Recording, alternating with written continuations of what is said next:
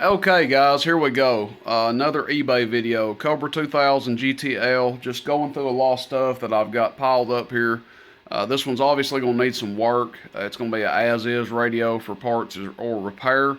But I will demonstrate to the best of my ability everything that's wrong with it and everything that's right with it. So hopefully there won't be any secrets or any kind of hidden stuff here. We just want to show exactly what you're getting with this radio. I don't try to hold back.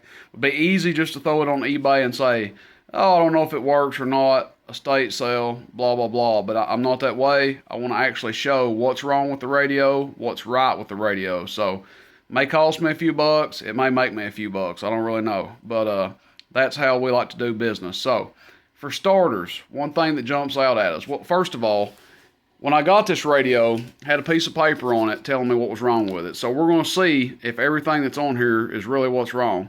So TX OK it says, which means transmit. At least that looks like a OK.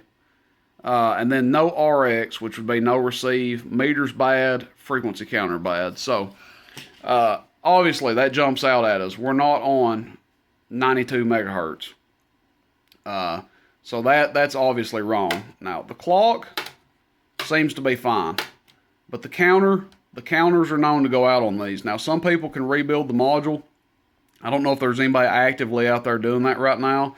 But these freak counter modules are known to be problematic in these radios. One reason why I prefer a Cobra 1000 over one of these, you don't have to worry about that. And that would irk my nerves. Even if I'm on frequency, that would drive me crazy. Next thing I'm going to point out, we got a couple of switches here in the front, and I'll try to hook a frequency counter up to it before we end the video to see exactly what they do. But right now we're on regular 40, so I don't know what these do, but hopefully we'll know by the end of the video. Next, the tone control, they have made a variable power. Now, I disagree with this. I don't disagree with a variable power to where you can adjust your carrier, but it kills me putting it on the tone control because different speakers, different people's preference on the tone of the receive. I kind of hate that they put it right there. I don't know if they turned it wide open or all the way down, but the tone, that is. But that is now your carrier control. So that can be undone. Obviously, if somebody gets this radio, you're going to have to put some work into it. It's going to need some work. Just one more thing to add to the list there. Next, the radio needs aligned. For this thing to be on frequency or close to frequency, I'm having to turn the fine and the coarse all the way to the right to hear it on my radio in the background. Now, it may not be exactly on right there. We'll check it when I hook the counter up, but I just want to show you guys something. So we've got them both all the way to the right. We've got our little monitor radio here in the background, and we're going to listen to it here. Audio, 1, 2, 1, 2, audio, 1, 2, 3, audio test, 1, 2, 3, audio. So pretty good and clear, aside from the little feedback squeal we're getting. So now what I'm going to do is I'm going to back this down and set them both in the middle where they should be, and check out what happens. Audio, 1, 2, 1, 2, 3, audio, 1, 2, 3, audio, radio, 1, 2, 3, audio. So it's all frequency, transmitting all frequency. Now let's test the receive. The paper said the receive was bad. Obviously, we've got two stuck meters here. Sometimes they can be rescued, sometimes not. But we've got two stuck meters. Let's see if this guy will receive. I'm just going to key up this radio. We're listening through this little speaker right here. Okay, sounds like it receives to me. So that's one thing that we can mark off the list. It does receive. Now, whoever tested it, they may have had the fine and coarse in the middle. And when they keyed up,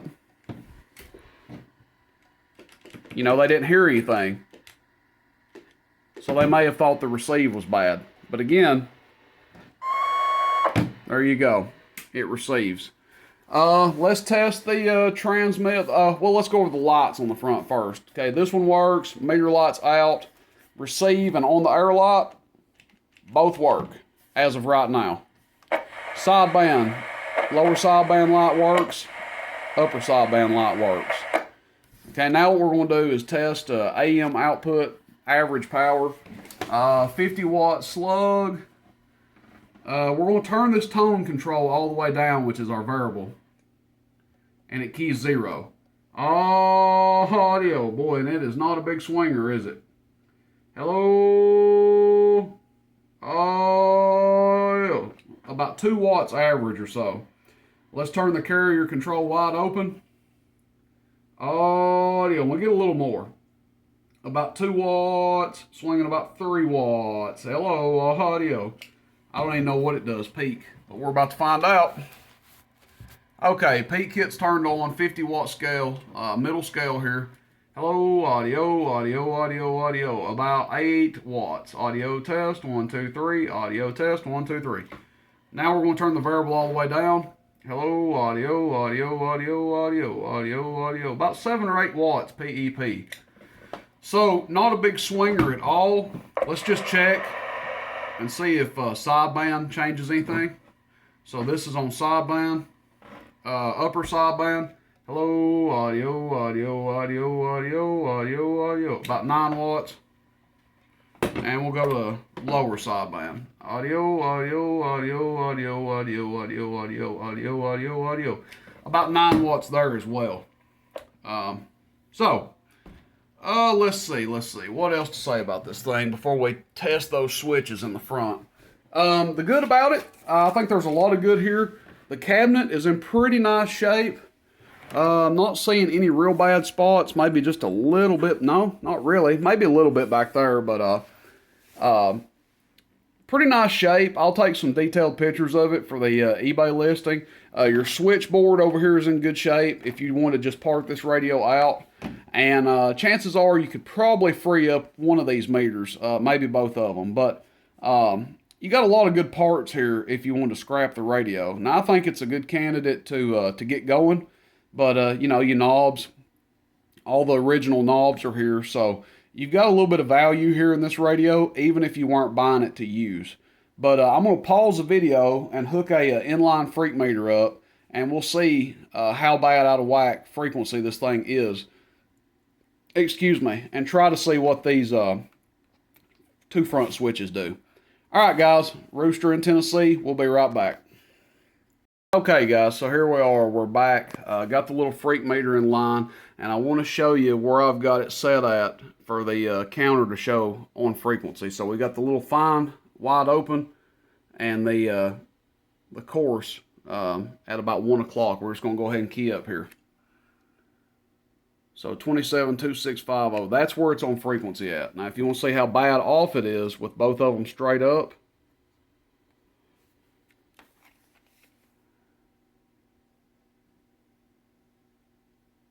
so it's 272583. So it's a little bit off.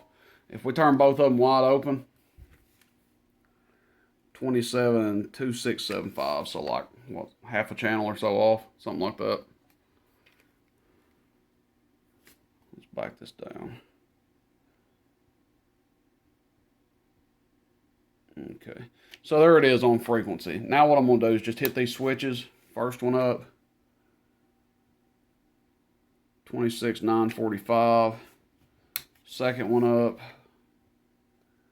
27,585. And then second one up by itself, 27,905. So it's got some channels in it. Probably not a real kit. Probably just a what I call like a hot shot mod. I don't know if the channels actually line up. Let's just see. A frequency that we all know. 36 is 26,915. So let's see what it does. Okay, that's not right at all.